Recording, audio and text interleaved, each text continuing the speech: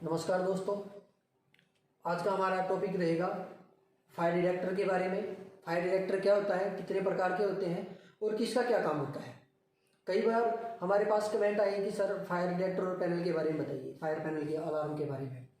तो मैंने एक फायर पैनल कितने प्रकार के होते हैं एक वीडियो बनाई हुई है ऑलरेडी। जिन्होंने नहीं देखा है वो मेरे चैनल पर जा करके उसे देख सकता है, नहीं तो मैं इस वीडियो के डिस्क्रिप्शन में लिंक दे दूंगा, आप उसको देख सकते हैं कि फायर अलार्म पैनल कितने प्रकार के होते हैं। तो आइए सबसे पहले जानते हैं कि डिटेक्टर होता क्या है। डिटेक्टर एक तरह का सेंसर होता है, हिंदी में बोलूँ तो एक मैसेंजर और संकेतक होता है, जो कि स्मोक, हीट और फ्लेम का पता लगा करके हमारे फायर पैनल को सिग्नल भेजता है और फिर फायर पैनल सिग्नल लेके कमांड फायर अलार्म को देता है और अलार्म बजने लगता है। अलार्म बजने से क्या होता है, वहाँ पे जहाँ का डिटेक्टर ऑपरेट हुआ है वहाँ के लोगों को पता लग जाता है कुछ भी तो गलत हुआ है, फायर स्मोक अलार्म कहीं पे एक्टिवेट हुआ है। तो एक तो वहाँ के लोगों को पता लग जाता है कि यहाँ पे कुछ हुआ है, जब तक वो लोग उस पर जितना उनसे होगा फायर की एक्टिविटीज़ बुझाने की वो करेंगे। साथ में फायर पैनल पे इंडिकेशन जाने से हमारे फायर डिपार्टमेंट को पता लग जाएगा कि वहाँ पे कोई स्मोक डिटेक्टर या हीट डिटेक्टर, फ्लेम कुछ भी वहाँ पे एक्टिवेट हुआ है।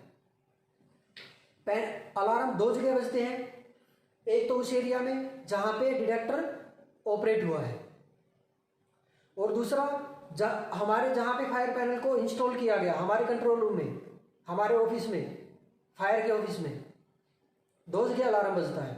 और पैनल पे पूरा ये दिखाता है, अगर एड्रेसेबल है तो वो दिखाएगा पूरा लोकेशन। मान लिया एक फ्लोर में 10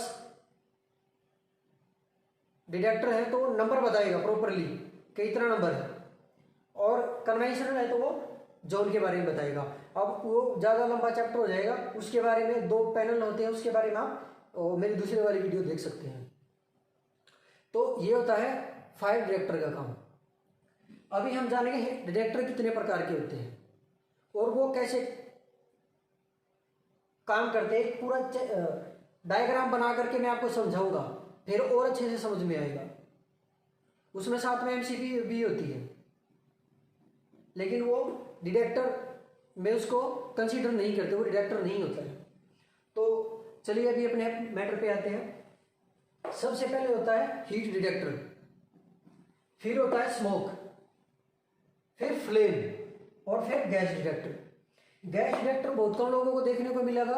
ये डिटेक्टर ज़्यादातर गैस प्लांट, केमिकल प्लांट्स और पेट्रोकेमिकल्स, हाइड्रोकार्बन, रिफाइनरी वगैरह में मिलते हैं। तो लेकिन इनमें से भी एक डिटेक्टर है जो वो भी ज़्यादातर देखने को मिलता है। वो कौन सा होता है? वो होता है CO, carbon monoxide. Carbon monoxide ये लोग तो वही देख पाएंगे जो अभी मैंने बताया, फर्टिलाइजर्स वगैरह हैं, जो केमिकल रिफाइनरीज वगैरह हैं, गैस प्लांटों के, वही लोग। लेकिन CO ज़्यादातर देखने को मिलेगा क्योंकि इसको भी हाई राइज बिल्डिंग में इंस्टॉल करने लगे हैं।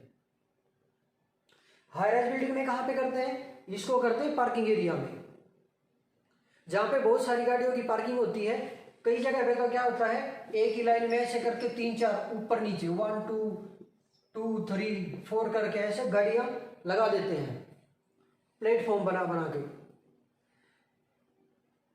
तो ये वहां पे इसका क्या काम होता है, ये क्या करता है, जो गाड़ियों से निकलने वाला स्मोक है, अब सीधी सी बात है, बेसमेंट है, पार्किंग बेसमेंट है, अब वहां से जितना गाड़ियों का धुआं है, जो अंदर जा रही गाड़ियां आगे पीछे हो रही है तो स्मोक तो छोड़ ही रही है। अब वो स्मोक क्या होगा, अंदर ही अंदर एक क्लाउड बना लेगा ऊपर की तरफ। वहां पे स्मोक डिटेक्टर नहीं लगाते। भी आपका दिमाग में ये आया होगा वहां पे स्मोक डिटेक्टर क्यों नहीं लगाए फिर? तो वहां पे स्मोक डिटेक्टर नहीं लगाते, अभी लगाने लगे हो तो पता नहीं, लेकिन वहां पे अकेला स्मोक नहीं लगाते। एक मल्टी डिटेक्टर और होता है। मल्टी डिटेक्टर भी, तो जब मल्टी डिटेक्टर का नाम आता है ना तो हम सोचते हैं कि यार 3-4 डिटेक्टर है तो सारे मल्टीपल बोले तो हीट, स्मोक, फ्लेम, गैस सबको सेंस करता, लेकिन ऐसा नहीं है। उसमें हीट और स्मोक ये दोनों ही कंबाइन होते हैं, तीसरा कुछ नहीं होता। ठीक है, तो ये लगाने लगे हैं वहाँ पे मल्टी डिटेक्टर, अभी पहले नहीं था ऐसा। तो सीओ का, अभी हम सीओ पे बात करते हैं, ये चैप्टर आधा रह गया था। तो ये क्या करता है, जैसे हमारा बेसमेंट है, बेसमेंट के जस्ट ऊपर एक वेंटिलेशन के लिए प्रेशराइजेशन फैन लगा दिया जाता है।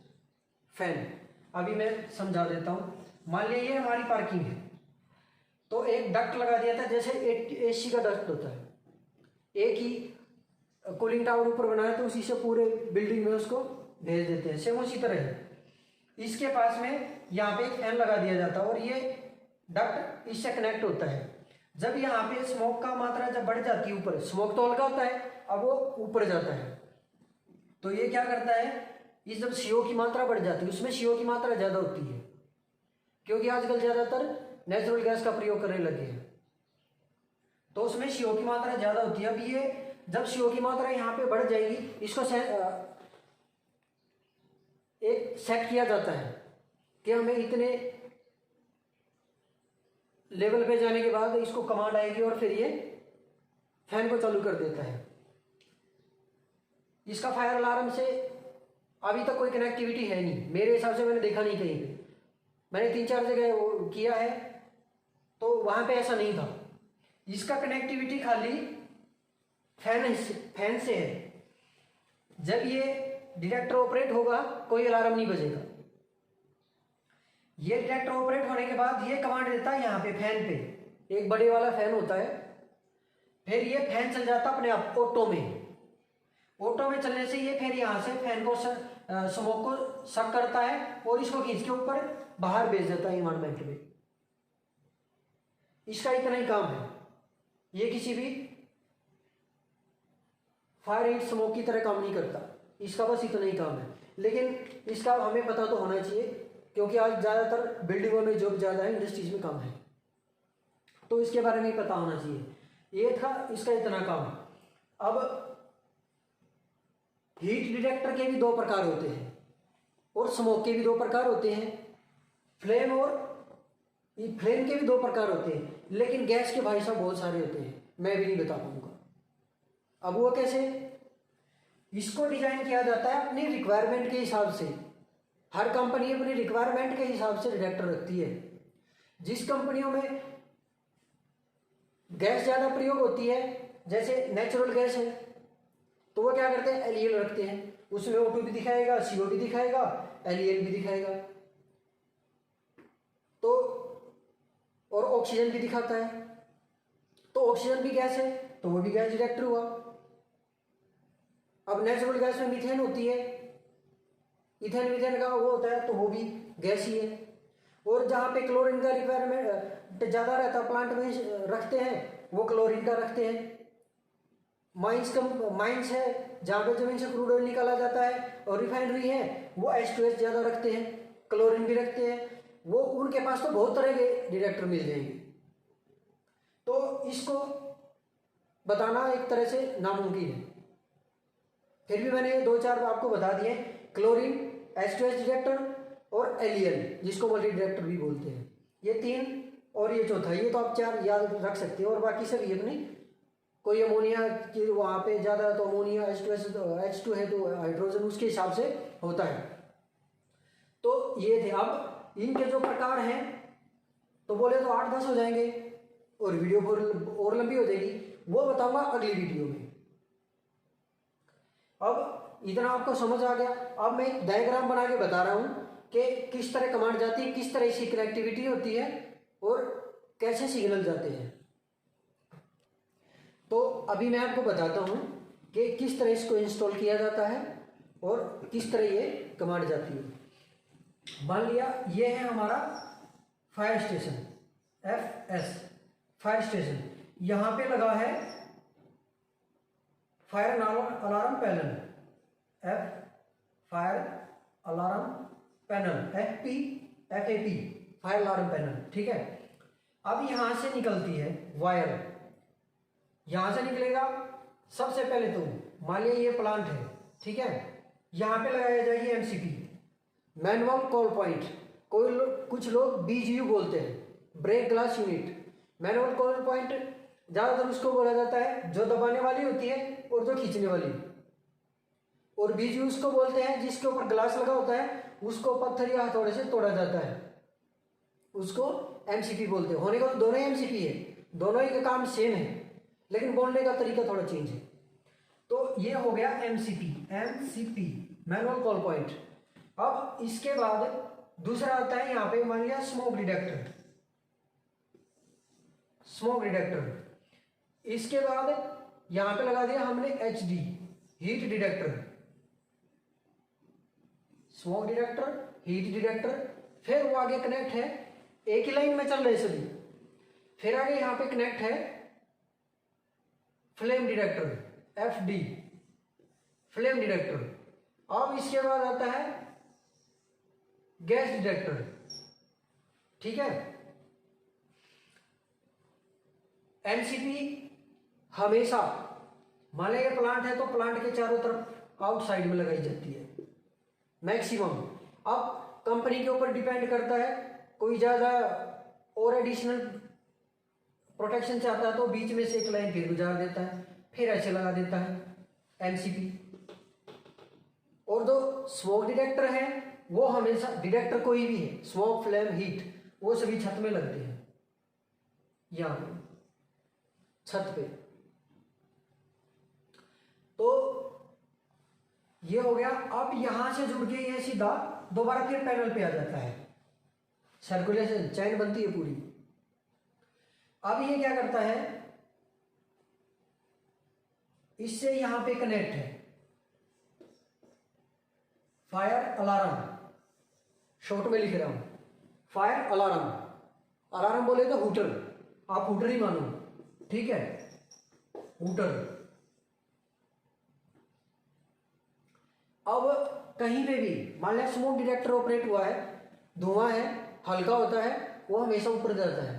अब ऊपर जाने से ये स्मोक डिटेक्टर उसको सेंस कर लेता है और फिर इसकी कमांड फायर पैनल को भेजता है। फायर पैनल कमांड देता है हूटर को, ये से बजने लग जाता है। अब मान लिया यहाँ पे ये प्लांट में लगा है, अब ये डिटेक्टर ऑपरेट हुआ तो डायरेक्टली इसको कमांड नहीं जाएगी, ये भेजेगा फायर पैनल को। अब फायर पैनल जैसे यहाँ पे एक्टिवेट होगा, ये भेजता है, फिर इसको कमांड भेजता है। यहाँ पे जो हूटर लगा है, हूटर, उसको कमांड भेजता है और साथ में ही इस वाले हूटर को कमांड भेजता है। यहाँ पे जो लोग काम कर रहे हैं उनको ही पता लग गया, और जो फायर स्टेशन में बैठे हैं उनको ही पता लग गया। ये यहाँ पे उसका एड्रेस बता देता है कि उस लोकेशन में हुआ है।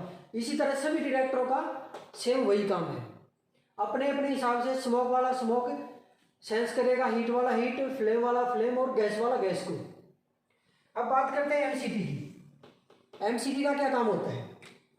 MCP इमरजेंसी के दौरान इसको ऑपरेट किया जाता है। ये कोई सेंस नहीं करती, इसका काम सेंस करने से है ही नहीं। जब तक वो इसको नहीं छेड़ेगा तब तक ये अलार्म देगी नहीं। अब ये MCP कब तोड़ी जाती है या पुल की जाती है? जब भी कोई इमरजेंसी, उस एरिया में कोई भी इमरजेंसी है, इसका मतलब ये नहीं कि फायर लाइन से जुड़ी तो फायर की इमरजेंसी बताएगी, नहीं। पहला आपका डिटेक्टर वहां पे ऑपरेट हुआ है या वहां पे आग लगी है और डिटेक्टर ऑपरेट नहीं हुआ, डिटेक्टर को कमांड गई नहीं, डिटेक्टर को धुआं मिला ही नहीं। अब जब डिटेक्टर को धुआं नहीं मिला तो फायर अलार्म को बजाएगा कैसे, वो पैनल को सिग्नल कैसे देगा? तो फिर क्या करते हैं, यहां पे जो बंदे काम कर रहे हैं उन्होंने देखा भाई आग तो लग गई लेकिन अलार्म नहीं बजा, तो आदमी क्या करेगा, जा करके MCP को तोड़ देगा, पुल पुश करने वाली जिस तरह की वो होगी उसी तरह से उसको ऑपरेट करेगा और फिर इसका पैनल सेम उसी तरह जाता है। MCP कमांड देगी फायर पैनल को, फायर पैनल कमांड भेजेगा हूटर को, यहां पे और यहां पे दोनों को एक साथ भेजता है और कमांड जाने का टाइम मात्र 5 सेकंड होता है। मात्र 5 सेकंड में दोनों जगह कमांड भेज देता है फायर पैनल। 5 से लेके 10 सेकंड, मैक्सिमम 10 सेकंड। अगर 10 सेकंड से ऊपर भेजता है तो हो सकता है उसमें कोई डिफॉल्ट है, कोई तो फॉल्ट है। एमसीपी का पहला काम हो गया कि वो डिटेक्टर के ऑपरेट ना होने पे। दूसरा, अब ये नहीं कि भाई हमारे उससे रिलेटेड है तो स्मोक नहीं हुआ तो ही हमें इसको खींचना, ऐसा नहीं है। आपके एरिया में कोई भी ट्रेजिडी हुई है, किसी आदमी को करंट लग गया,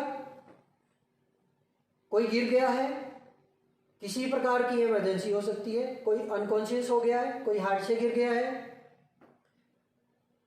या किसी को गैस लग गई है, जहरीली गैस किसी ने इनहेल कर लिया है, अगर आपके एरिया में है तो उस पोजीशन में हम इसको खींच सकते हैं। या बंदा मान लिया कोई हार्ट अटैक का मरीज है और वहां पे काम कर रहा हुआ अकेला ही है, अब उसको हेल्प की जरूरत है तो वो क्या करेगा, एमसीपी को तोड़ दो, उसको हेल्प मिल जाएगी, सिग्नल हमारे पास आएगा, फायर डिपार्टमेंट, हम उधर पहुंचेंगे। ये एडिशनल हेल्प के लिए होता है।